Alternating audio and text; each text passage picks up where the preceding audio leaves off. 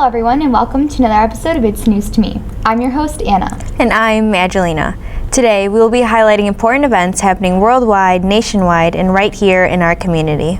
On Tuesday, February 9th, the New Hampshire primary was held, which revealed Bernie Sanders as the Democratic favorite and Donald Trump as the Republican favorite. On the Democratic side of the primary, Hillary Clinton and Bernie Sanders combined accounted for 98% of their party's votes, Clinton taking 38% while Sanders took 60%.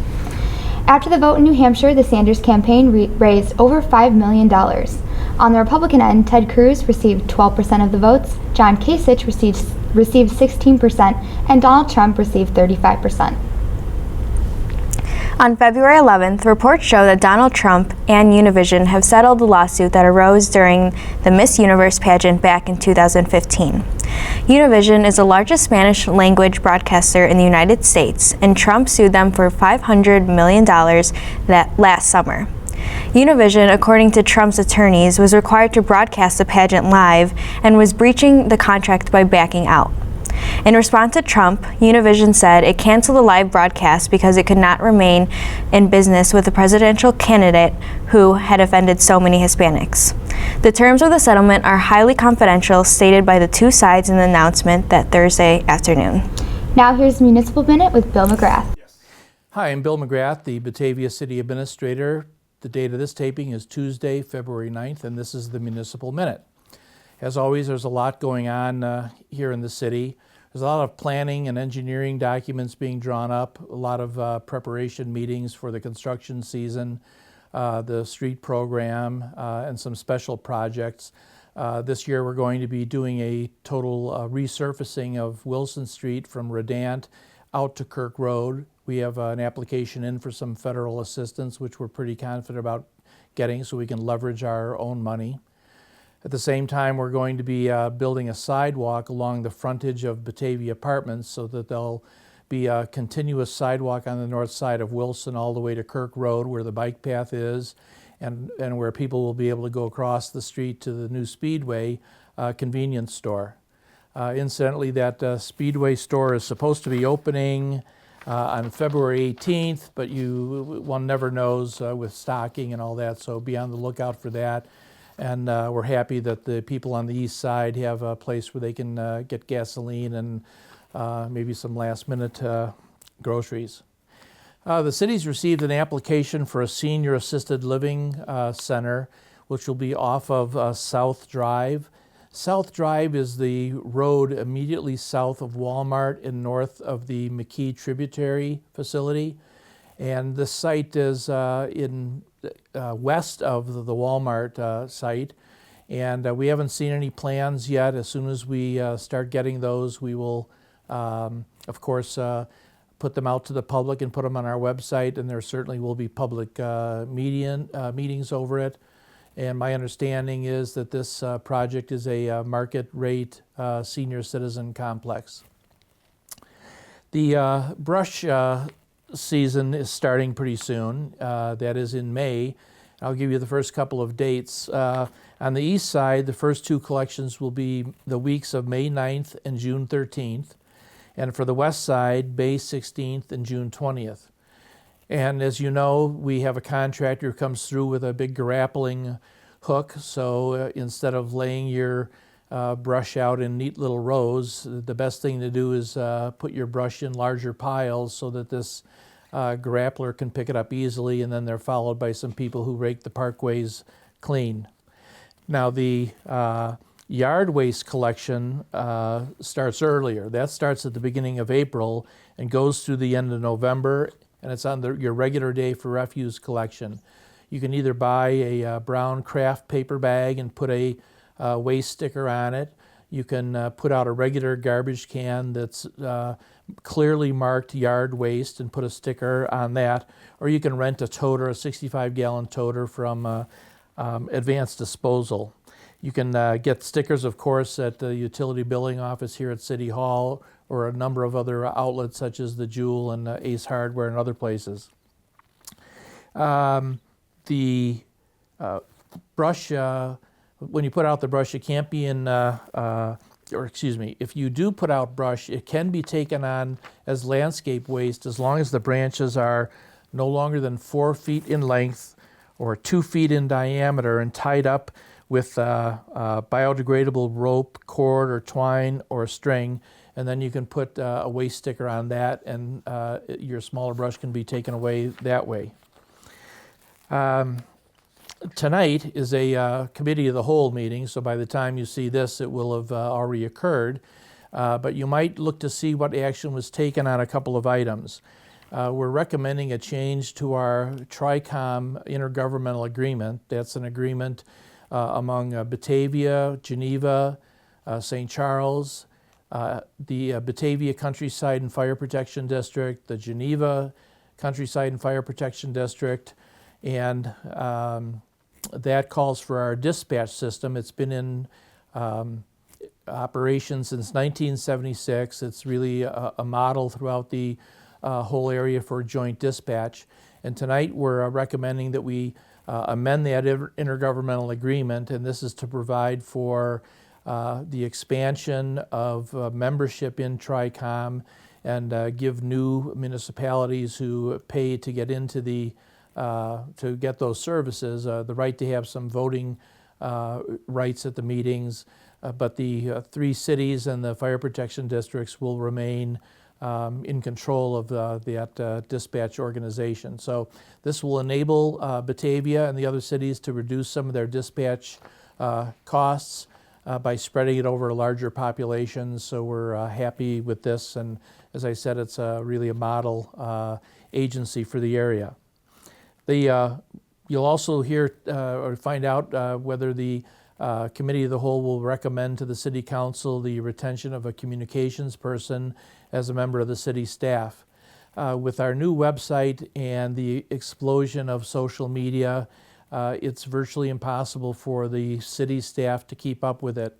In many organizations, when a new piece of technology comes in, you have a lot of centralized control and expertise.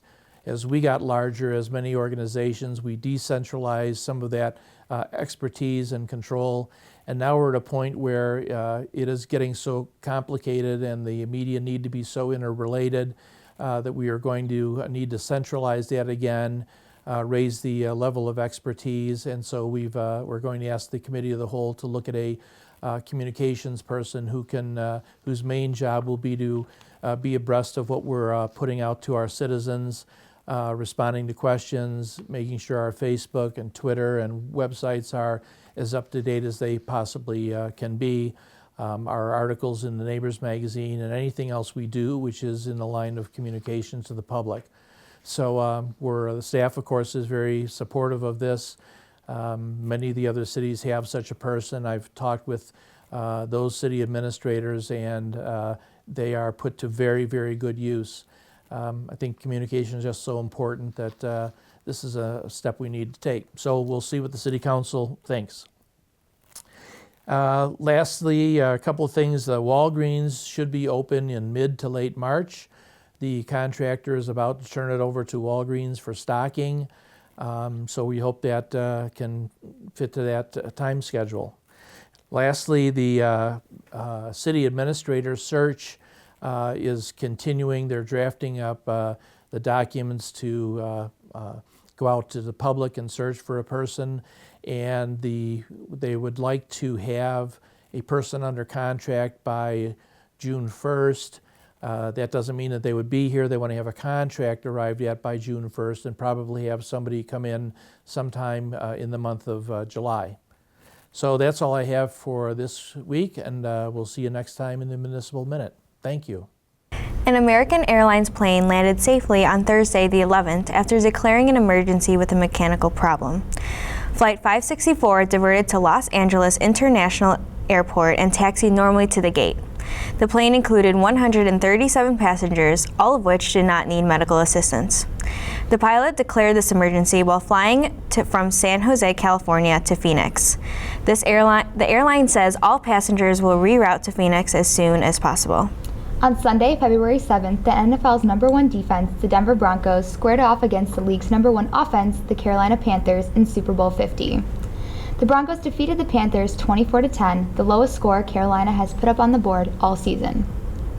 Von Miller, the outside linebacker for the Broncos, was named MVP after totaling 2.5 sacks and 2 forced fumbles, both of which led to Broncos touchdowns.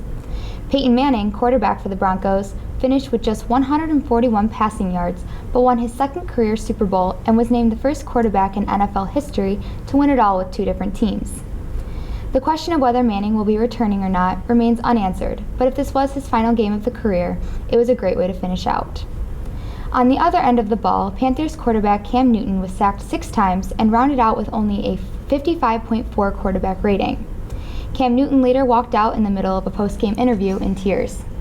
The young quarterback still has the majority of his career ahead of him and just wasn't able to produce against the Denver defense. From the shocking defensive touchdowns to the shutout of the #1 offense in the league, Super Bowl 50 was sure one to remember. In more Super Bowl news, we all remember the halftime show, which included music stars Coldplay, Bruno Mars, and Beyoncé. Beyoncé put out her first song since 2014 this weekend, including a lyric that suggests Red Lobster's food as a reward. The chain has confirmed that sales increased by 33% and was not expecting sales to bump up in such a large result. Erica Aretti, spokesperson of the chain restaurant, said that their stores were mentioned on Twitter more than 42,000 times in one single hour, and it trended in the first time on Twitter. As of Thursday, February 11th, Chicagoland gas prices have found themselves at a 12-year low. Illinois is just one of the 9 states experiencing the dramatic fall of price per gallon, along with Michigan, Wisconsin, Indiana, Ohio, Minnesota, Oklahoma, Kansas, and North Dakota. This is the first time that any child under the age of 12 have seen gas prices as low as they are now in the Chicagoland area. The main reason for this decrease in the price is mainly due to simple economics. Supply has been outweighing the demand. The national average as of Thursday stood at $1.70 per gallon, an entire 20 cents less than a month ago. Economic analysts are now predicting that typically unthinkable 99-cent per gallon price just might be a possibility in the near future. Now here's the board brief with Brad Newkirk. Hi, I'm Brad Newkirk, the Chief Academic Officer for Batavia Public Schools, and I'm here to talk to you a little bit about preschool. Batavia Public Schools is a pre-K through 12 system, and oftentimes we don't hear about our preschool program. Batavia Public Schools serves preschool students, approximately 80 students each year, in our preschool program. Our excellent teachers provide instruction to students with disabilities and those without. And right now we're in the process of registering community students for our preschool program. A change this year is that our preschool program for our community students will be tuition free. How this works is that there will be an open house on February 17th for parents to visit if they have 3 or 4-year-olds next year. They can visit the preschool, which is located at Ellis Gustafson School, and they can check out our preschool program. There they can meet the director, Carrie Rue, and also the teachers. If you're interested in applying, you would put yourself into a lottery by completing a letter of intent. This letter of intent lets us know that you're interested in having your child or children attend Batavia Public Schools preschool for ages 3 and 4. Once we have all of our interests, those applications will be put into a lottery, and we will select our community students from that lottery. This is a great opportunity to start your children on that path to learning, and one that we think is especially important for our students. If you're interested, please visit the website at bps101.net for more information. All letters of intent are due on March 1st at 3 p.m. Those inquiries and those letters of intent can be directed to Cindy Rodriguez at the Early Childhood Center located at Ellis Gustafson. Thank you. As of January 28, 2016, there have been 3 statewide reported cases of the new epidemic virus, Zika. King County wants its residents to know that these 3 people contracted the disease overseas, and the risk to King County is significantly low. This is because the virus is primarily spread through a certain species of mosquitoes which are not currently in season. Zika can also be spread through sexual contact, blood transfusions, as well as from mother to baby during pregnancy. The most common symptoms of the virus are fever, joint pain, rash, and red eyes. These symptoms can last anywhere from several days to a week. There is currently no vaccine and limited diagnostic testing. The King County Health Department recommends that You be very careful when you decide where to travel until this epidemic slows down in its affected areas. What was supposed to be a 7-day cruise to the Bahamas came to an early end this Wednesday as the Anthem of the Seas, a Royal Caribbean ship, came back to port in New Jersey. The ship was mistakenly steered into a hurricane, which forced passengers into their rooms for approximately 12 hours of horror and questionable survival. Waves rose as high as 30 feet and 120 mile-per-hour winds. The 6,000 passengers on board will receive a full refund and a future cruise certificate for 50% off the cruise fare paid, according to a statement that was sent shortly before the ship was docked back on the east. Royal Caribbean said that the ship suffered superficial damage to some areas and cabins, but has been repaired and will be back on the scheduled itinerary next week.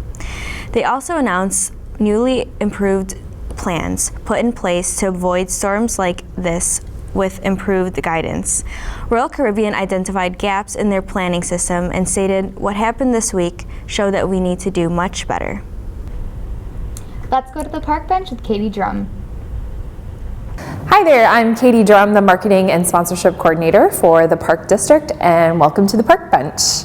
I'm bringing you Park District news today from the beautiful Peg Bond Center. The Peg Bond Center is a wonderful facility that is ideal for both indoor and outdoor rentals. This multi-purpose space includes a kitchenette, a fireplace, and is beautifully placed along the Batavia Riverwalk. This setting is great for birthday parties, baby showers, company gatherings, and wedding receptions. Resident rates start at $50 an hour, and for available days, times, and fees, you can contact Becca Adkins. She's our facilities manager at 630-406-5282 at extension 2162. And have you recently gotten engaged? Well, don't let the stress of wedding planning get you down. Be sure to attend the Batavia Park District's inaugural bridal showcase on Saturday, March 5th, and let our quality vendors help plan your big day. You can learn about a number of local services, including photography, caterers, florists, and more. And the first 50 brides will also be receiving a complimentary gift. The bridal showcase is being held at historic Shannon Hall from 10 a.m. to 2 p.m. and best of all, it's completely free. And also on Saturday, March 5th, it's also time to Toss for a Cause. The Batavia Parks Foundation is proud to bring you Toss for a Cause Bags Tournament for adults. It starts at 7 p.m. located at the East Side Community Center. Pool play time guarantees that all teams a minimum of 3 games, and there will also be a first and second place winner prizes. The fee is just $50 per team of 2 players, and this fee includes beer, wine, soda, water, and a bunch of assorted snacks. However, you must be 21 to participate. Please register by completing a registration form available on either the Park District website at www.bataviaparks.org, or you can stop by the Civic Center. So you can also drop it off, or you can mail it with the $50 entry fee payable to the Batavia Parks Foundation in care of the Park District to 327 West Wilson Street, of course here in Batavia. And wow, there's a lot going on Saturday, March 5th. It's a very eventful day. We also have the 8th annual Green Night at the Movies. Located at the City Hall Council Chambers, the Batavia Environmental Commission, along with the support of the Park District, is providing an evening of free entertainment. It's a green-themed movie, free popcorn and drink for those that bring a reusable cup or bowl, and a lively discussion about the movie afterwards. The movie this year is Bikes vs. Cars. For more information, please visit www.facebook.com/Batavia Environmental Commission. Other than that, be sure to check back next time for more wonderful Park District events coming up this spring. A North Korean military leader has been executed for factionalism, corruption, and misuse of authority through the source of a South Korean government official on Thursday, February 11th. The official, however, refused to give further details about how or when General Ri Yong-gil was executed. Through further research last week, Kim Jong-un had a large meeting of the Workers' Party and also of the military. His name was not mentioned during this, and this is usually a key to finding out that someone is missing. We do know that for many years, the general accompanied Kim Jong-un to the military drills and other appearances. although the last time we saw young Gill was January 5th and he had gone to a firing contest for the artillery unit. Right next door in Geneva, Illinois, a 53-year-old woman was accused and charged with the murder of her husband in their home via poison. On Wednesday, January 27th, Julia Gutierrez was charged with first-degree murder for the death of her 53-year-old husband, Eduardo Gutierrez. Sometime between the previous Tuesday and Thursday, Julia was said to have mixed the sedative temazepam into a drink and then fed it to her husband. Unknowingly, Eduardo consumed the drug and later died. Now let's check it out with Michelle Martel. Hello, I'm Michelle Martel, Promotional Services Manager here at Batavia Public Library. Antarctic Adventure Winter Library Club is still in progress. Families, please plan to bring your activity logs back to the Youth Services Desk to earn your rewards by February 29th. High school students and adults turn in your reading logs to be entered into the prize drawing, which will be held in March. The library's February calendar is packed with programs for all ages. Teens and adults can learn how to use and understand the 7 basic commands of their point-and-shoot digital cameras tomorrow at 10 a.m. from professional photographer Roger Mattingly. Then at 1 p.m., teens and adults can get helpful tips on how to take great pictures from former Chicago Tribune photographer John Zekin. Call the reference desk or register online for one or both of these how-to community programs. Aloha! Families are invited to escape the cold at the library this Monday, February 15th. Play games like flip-flop bowling and beach ball toss, make a beautiful lei, or color an ocean animal for our underwater mural. And sip some lemonade, all while listening to Hawaiian music in the Youth Services Department. We'll take your mind off the frigid February temperatures from 10 a.m. to 11:15 a.m. See you Monday. On Wednesday, February 17th, Marion and Rich Miller of the Kane County Audubon Society will talk about the mysterious life of the chimney swift and why its population is dramatically decreasing. Learn what Audubon Society members are doing to help the chimney swift population and what individuals like you can do to help these beneficial flying wonders. Register online or call the reference desk. Inclusion Movie Night on Wednesday, February 23rd will feature a Sherlock Holmes movie in conjunction with One Book, One Batavia. This year, One Book, One Batavia celebrates The Hound of the Baskervilles by Sir Arthur Conan Doyle. Teens of all abilities and their families and friends are invited to watch the movie. There will be free popcorn and other refreshments. Registration is not required, so just come on in at 6:30 on February 23rd. Later in the month, adults can enjoy an afternoon of elegant illusions at 2 p.m. Sunday, February 27th. Actually, that's February 28th. Professional magician Jeanette Andrews will perform elegant, interactive magic that promises to enchant and enthrall adults. Yes, this program is geared towards adults and not suitable for young children. Please register for the Sundays on Stage program, which is sponsored by the Batavia Public Library Foundation. For more information on library programs for children, teens, and adults, visit the library website. I'm Michelle Martel, and I hope to see you at the library. Do you want to change that date, or do you think you fixing it is fine? I mean, you caught it quick. yeah, but I did say this 27th. The 28th, in fact, I went out there. The 28th, the 29th is a Monday. Yes, because that's when Winter Library Club ends. So the 28th has to be the Sunday. Oh, let's just leave it like that. Okay. All right. We'll put up text and have it right. Yeah. Unless you think. The annual Batavia Fine Arts Festival is back for its 4th year. This year, it will be held on March 4th, 2016 in the Batavia Fine Arts Center. This celebration of the arts is free and invites the entire community to join. The event will feature Batavia High School's own improv troupe, but seriously folks, student artwork, student-made music, and other forms of art created by the youth of Batavia. Other features of the event include the Creative Corner, where you can make your very own artwork, as well as locally made ice cream and story time for the kids.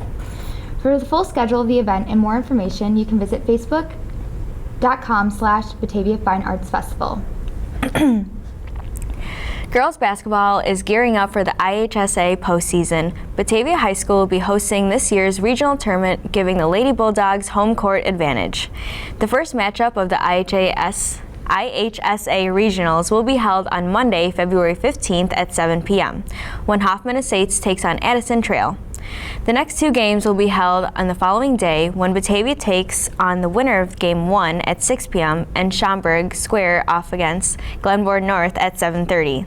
The tournament will conclude on Friday, February 19th at 7 p.m. when the winner of Game 1 takes on the winner of Game 2. So far, the Bulldogs are 10-1 in conference and 23-5 overall. Hannah Fraser, senior of the team, currently has 1,900 career points and only needs 10 more to achieve 2,000. Best of luck, Hannah, and the rest of the Bulldogs this postseason. That's all we have for today, everyone. Thanks for tuning in to another episode of It's News to Me. Most of our programming is viewable online at mybatv.com or on YouTube under the username BATV1017. Don't forget to visit our Facebook page to stay up to date on all of the station's current happenings. Thanks again for watching. I'm Anna. And I'm Angelina, and that's News to Me.